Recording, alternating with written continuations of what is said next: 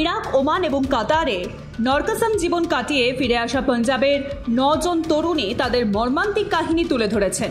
আরব দেশগুলিতে বসবাসরত আত্মীয়রাই মূলত দোয়েবা এবং মালবা অঞ্চলের তরুণীদের পাচার করছে।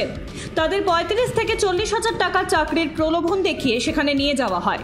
বিমানবন্দরে পৌঁছানোর পরই তাদের থেকে পাসপোর্ট কেড়ে নেওয়া হয়। এরপর তাদের বিক্রি করে দেওয়া হচ্ছে বলে অভিযোগ। যারা দেশে ফিরেছেন তাদের মধ্যে 2 জন জলন্ধরের বাসিন্দা। এদের দেশে ফিরিয়ে আনতে রাজ্যসভার সদস্য সন্ত সেচেওয়াল সাহায্য করেছেন। সম্প্রতি জলন্ধর, কাপুরথালা এবং ফিরোজপুর জেলা থেকে সন্ত সেচেওয়ালের প্রচেষ্টায় কয়েকজন তরুণী ফিরে এসেছেন। 9 জনের মধ্যে 3 জন শনিবার নির্মল কুটিয়া সুলতানপুর লোধিতে পৌঁছন। আর সেখানে তারা জানায় কিভাবে আরব দেশগুলিতে ভালো বেতনের প্রলোভন দেখিয়ে তাদের উপর অত্যাচার চালানো হয়েছে। ট্রাভেল এজেন্টের দ্বারা তারা বিক্রি হয়ে গিয়েছিলেন। ইরাকে ফিরে আসা জলন্ধরের একটি গ্রামের তরুণীকে এক মহিলা ট্রাভেল এজেন্ট এতটাই নির্যাতন করেছিল যে তিনি এখনও সেই আঘাত কাটিয়ে উঠতেই পারেননি। জানিয়েছেন ইরাকে তার চাচি থাকে, আর সেই চাচি তাকে 30 থেকে 40 হাজার টাকা বেতনের প্রলোভন দেখিয়ে সেখানে ডেকেছিল।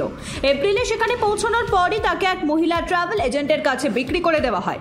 4 মাসের মধ্যে 12 ঘন্টা করে কাজ করানো হতো এবং কাজ না করলে চলতো অত্যাচার। পাঞ্জাববাসীর কাছে সন্ত সেচেওয়ালের আবেদন, তারা যেন তাদের মেয়েদের আরব দেশগুলিতে না পাঠান। আরব দেশগুলোতে আটকে পড়া মেয়েদের গল্পগুলো অত্যন্ত দুঃখজনক। Bureau report Ritam Bangla.